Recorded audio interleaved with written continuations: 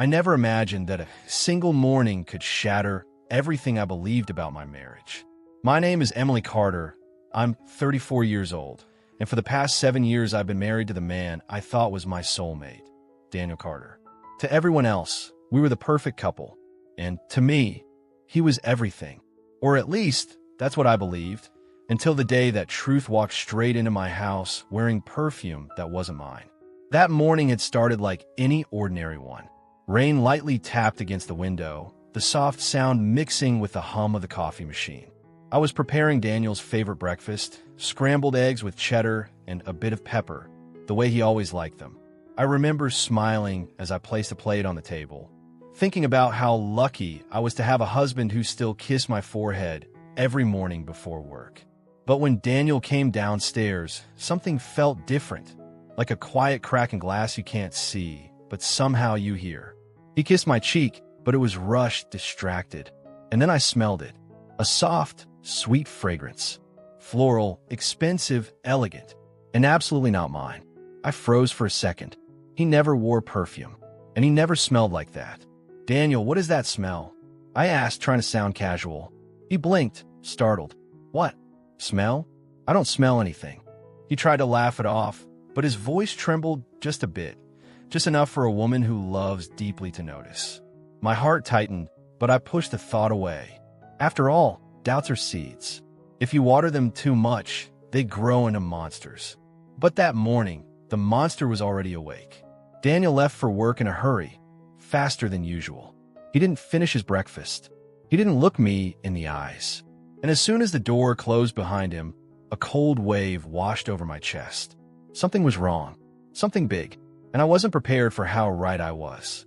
Later that afternoon, while I was putting away laundry, I noticed Daniel's jacket hanging strangely heavier than usual. Something inside the pocket made a faint metallic sound. At first, I thought it was just his key, but it wasn't. When I reached inside, my fingers wrapped around something cold. A bracelet. A delicate gold bracelet with a tiny heart-shaped charm. My stomach sank when I turned it over and read the engraving. "For the nights you saved me, S." My breath caught in my throat. Who was S? Why was Daniel carrying this? And what exactly had he saved someone from? For a long moment, I just stood there, gripping the bracelet, my heart pounding like thunder in my ears. I wanted to scream. I wanted to deny what my eyes were reading. But the truth was there, shining in gold. Someone else had been close enough, intimate enough, to give my husband something like this. And Daniel had hidden it. Before I could even process what I was feeling, my phone buzzed. A message from an unknown number. When I opened it, my blood ran cold. "We need to talk about Daniel, before he destroys you too." My hands trembled. My breathing became shallow. And I suddenly knew this wasn't just about infidelity. Something darker was unfolding. Something I had never imagined. My life was about to break open, piece by piece. And the truth would hurt more than betrayal. When Daniel finally walked toward me that night, the weight of the hidden truth seemed to press down on the air around us. His eyes, usually warm and steady, flickered with a tension I had never seen before. "We need to talk," he said, and the words landed like stones in my stomach. I knew conversations that began like this never ended well. I followed him into the living room, my heartbeat echoing inside my ears. For a few seconds, neither of us spoke. The silence felt like an invisible wall between us, a wall he had built, and I had never noticed. "There are things about my past, things I never told you," he began, voice strained. "And now they've caught up to me." My breath caught. The room suddenly felt too small, too bright, too suffocating. He handed me an envelope, thick, sealed, heavy. "Before you open it," he said quickly, "I want you to know I love you. Everything I did to protect you." My hands trembled as I held the envelope. It felt like holding a bomb. My voice cracked. "Protect me from what, Daniel?" He looked away. "From who I used to be." I opened the envelope slowly. Inside were documents, names, addresses, photos, but they weren't his. At least, not the name I knew. Not the identity he had lived under since the day I met him. "This isn't you," I whispered, my chest tight. He nodded painfully. "It was before I changed everything." My knees weakened. "Why didn't you ever tell me?" He sat down, burying his face in his hands. Because I was afraid you would see me the same way everyone else did back then. Someone broken, someone dangerous, someone who didn't deserve a future. His voice cracked, and I thought if I buried that part of me deep enough, maybe I could become the man you believed I was. I felt tears spill down my cheeks. Not from anger, not yet, but from the shock of watching the person I loved become a stranger in front of me. Still, there was something in his eyes when he looked up. Desperation. Fear. Hope. I never lied about loving you, he said softly. That is the only part of my life that has always been true. I took a shaky breath. Daniel, I don't know what to think. I don't even know who I married. He reached for my hand, but I pulled away instinctively. That hurt him. I saw it in the flicker of pain in his eyes, but my world was spinning too violently to let him touch me. I'll tell you everything, he whispered. No more secrets. Not one. And so he started talking, slowly, painfully, unraveling a past filled with mistakes, debts, threats, and choices he made long before I entered his life.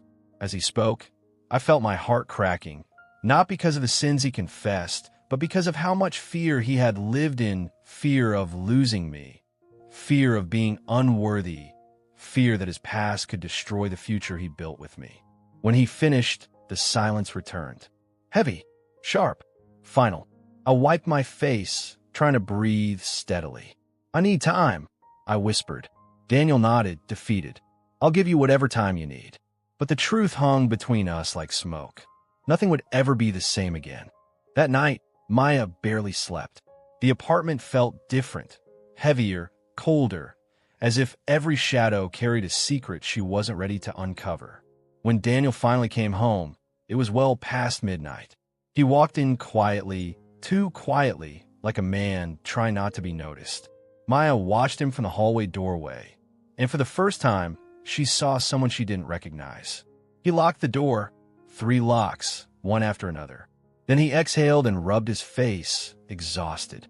When he checked his phone, the screen lit up his profile, revealing an expression she'd never seen on him before. Hardened, haunted, carrying fear or guilt. When he noticed Maya was awake, he tried to smile, but the smile never reached his eyes. Maya, you're still up? She wanted to ask him everything. The questions were burning in her throat, but the fear of hearing the answers held her back. Rough night, she asked softly. He hesitated for a split second, and that split second told her more than any explanation ever could. Just tired, he whispered. I'm going to take a shower. As he walked away, Maya saw it, a dark bruise on his arm, shaped like someone's fingers gripping him hard.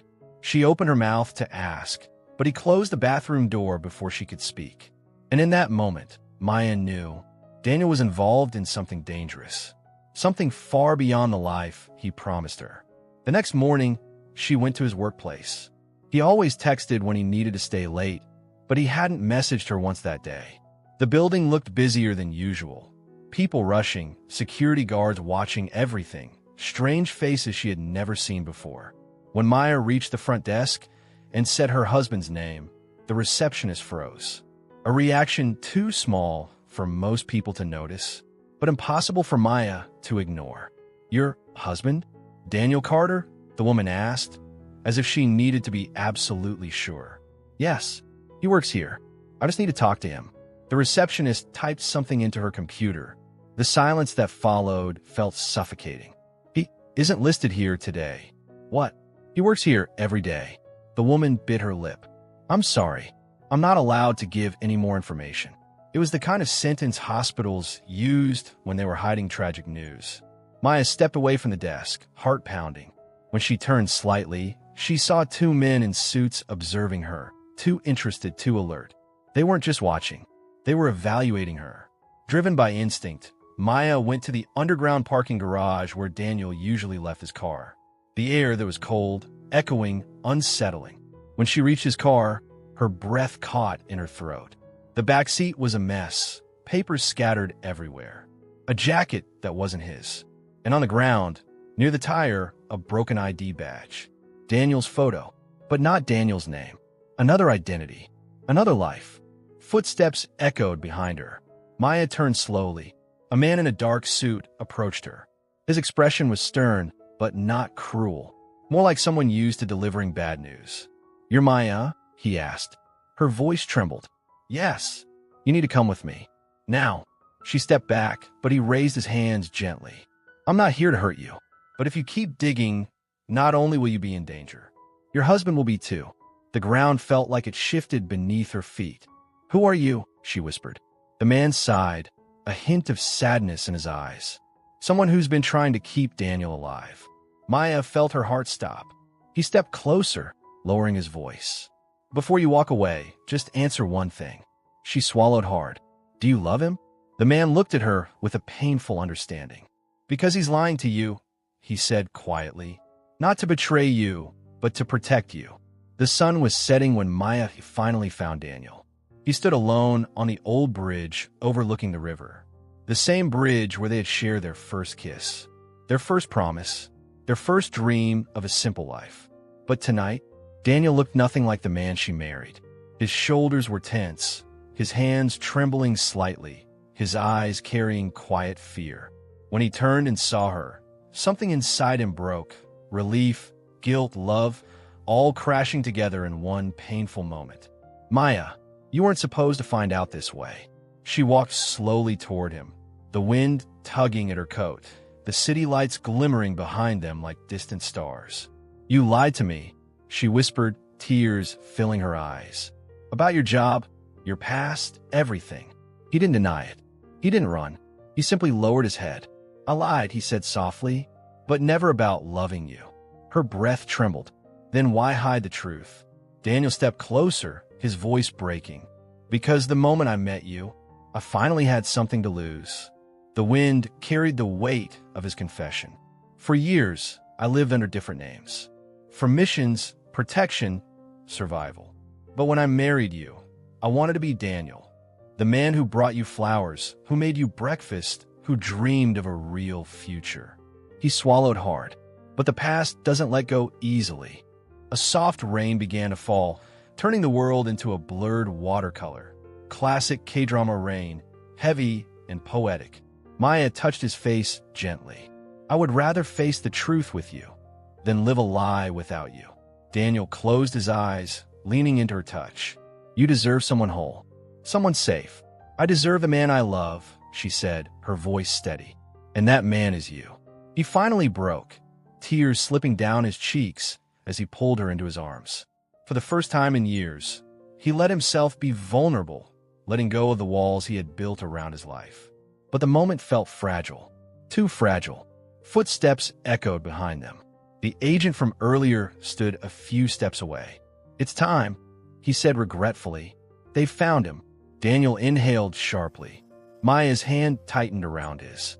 "No," she whispered. "Not now. Not after everything." Daniel turned to her with a soft, heartbreaking smile. "You saved me more than you know," he whispered. "You gave me a life worth fighting for."